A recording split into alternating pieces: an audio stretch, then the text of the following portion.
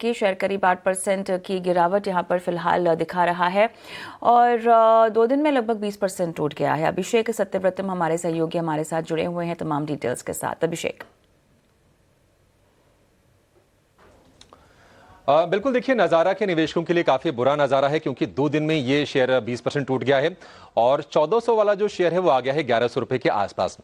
वजह यह है कि लोकसभा में promotion and regulation of online gaming bill pass हो गया है और इसके चलते ऑनलाइन रियल मनी गेम्स यानी कि आरएमजीज पर पूरी तरह से पाबंदी लग गई है। अब नज़ारा टेक गेमिंग से जुड़ी कंपनी तो है, हालांकि नज़ारा का ये कहना है कि इनका कोई डायरेक्ट एक्सपोजर नहीं है, लेकिन इनका एक कंपनी में निवेश है और वो निवेश है पोकरबाजी में। इनकी कंपनी है मूनशाइन टेक्नोलॉजीज, उसके जरिए इनका निवेश है और पोकरबाजी में नज़ारा का हिस्सेदारी जो है वो है 46% और इसकी वैल्यू है 805 करोड़ रुपए और यही जो है निवेशकों के लिए चिंता का सबब भी है। आपको बता दें कि पोकरबाजी में आगे भी नज़ारा की निवेश की योजना थी, करीब 255 करोड़ रुपए ये कंपनी लगाने वाली थी, लेकिन अब तो देखते हैं कि आगे क्या होगा। लेकिन पिछली तिमाही में जो नज़ारा की आय आई थी यानी कि जून तिमाही में उसमें 38% हिस्सा जो था वो था पोकरबाजी से, तो ये एक बहुत ही सिग्निफिकेंट पोर्शन है। अगर हम जून तिमाही की बात करें तो कंपनी की आय जो है 99% बढ़कर 498 करोड़ रुपए हुई थी, लेकिन नज़ारा को पोकरबाजी से भारी भरकम आय हुई थी। अब अगर हम ब्रोकरेज रिपोर्ट की बात करें तो इस पर एक नज़ारा टेक पर प्रभुदास लीलाधर का एक एनालिसिस आया है।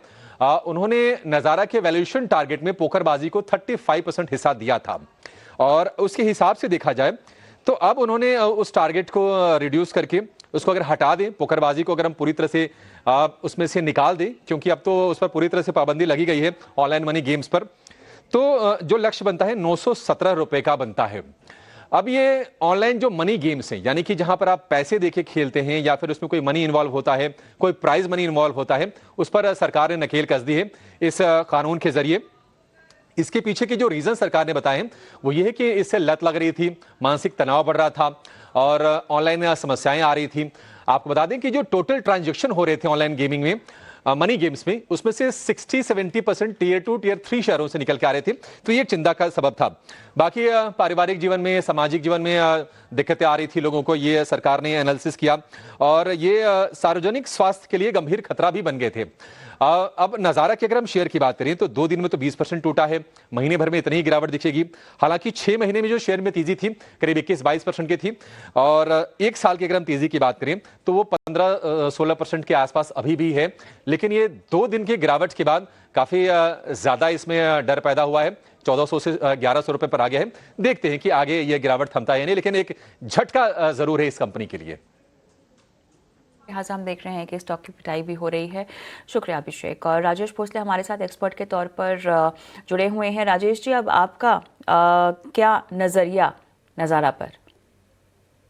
जी, डेफिनेटली एक शार्प क्रैक आया है काउंटर में एंड जनरली ऐसे फॉल के बाद स्टॉक में एक कंटिन्यूस अंडर परफॉर्मेंस देखने को मिलता है। मे बी फर्दर वीकनेस या फिर एक कंसोलिडेशन मोड में स्टॉक जो है जा सकता है। तो सलाह यही होगी कि कोई भी बाउंस आता है तो बाउंस में एग्जिट कीजिए, क्योंकि शॉर्ट टर्म में इसमें कोई मेजर रिटर्न बनने की डिफिकल्टीज है। तो कोई भी बाउंस आता है वापस 1200 के आसपास तो वहाँ पे एग्जिट करना चाहिए। नीचे में अगर आप देखें तो possibly further weakness towards 1000 levels इस काउंटर में देखने को मिल सकता है।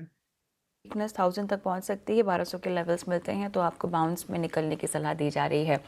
बहुत धन्यवाद आज हमारे साथ जुड़ने के लिए राजेश जी। जाने से पहले कोई डिस्क्लेमर देना चाहेंगे? जी कविता जी, जो स्टॉक्स हमने डिस्कस किए मेरी तो कोई निजी निवेश नहीं है, बट मे बी हमने हमारे क्लाइंट्स को रेकमेंड किया हो सकता है। शुक्रिया आज समय देने के लिए हमें।